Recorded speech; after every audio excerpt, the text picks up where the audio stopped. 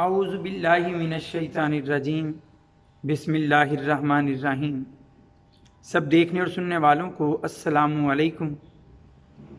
آج کا سوال ایک بار پھر مائی فوڈ فیکٹس چینل سے ہے، لیکن انہوں نے یہ سوال اپنی ایک سہیلی کی طرف سے، اپنی ایک دوست کی طرف سے بھیجا ہے۔ تو پہلے وہ سوال ملاحظہ کیجئے اور پھر ایک بار درخواست ہے کہ مائی فوڈ فیکٹس چینل کو بھی اپنے تعاون سے نوازیے اور بھرپور سپورٹ فراہم کیجیے۔ تو سوال دیکھیے گا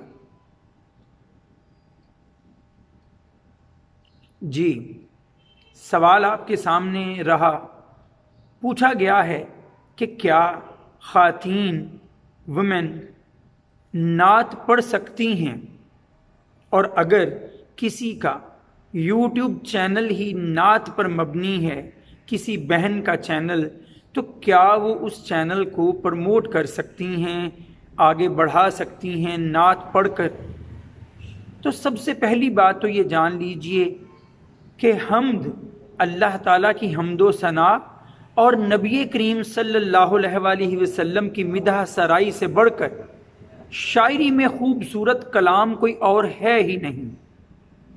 لہٰذا حضرت محمد صلی اللہ علیہ وآلہ وسلم کی مدحت بیان کرنا، آپ کی نعت پڑھنا، یہ تو باعث اجر اور باعث ثواب ہوگا، خواہ وہ کوئی مرد پڑھتا ہو یا کوئی عورت۔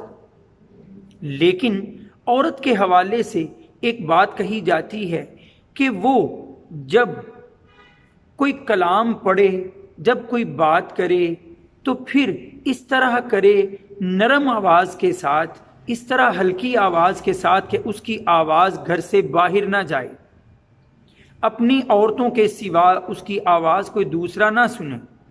بہت حد تک یہ بات درست ہے، لیکن ذرا دیکھیے گا کہ کیا یہ حکم جو نرم آواز سے بات کرنے کا ہے سورہ احزاب کی آیت نمبر 32 میں، وہ کب ہے؟ وہ تو کہا گیا نبی کی بیویوں سے کہ وہ نرم لہجے میں بات اس طرح نہ کریں کہ بات سننے والے کے دل میں کوئی میلان، کوئی رغبت پیدا ہو اور کہیں اس کے دل میں کوئی برا خیال نہ آ جائے۔ ورنہ بات کہنے سے تو نہیں روکا گیا، بات کہنے سے کہیں روکا نہیں گیا۔ میں جامع ترمذی کی ایک حدیث بیان کر دوں۔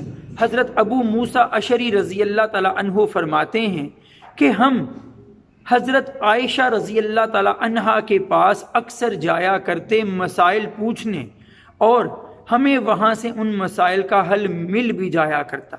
اس کا مطلب کہ حضرت عائشہ رضی اللہ تعالیٰ عنہا مردوں سے مخاطب ہو کر مسائل بیان فرمایا کرتی تھیں۔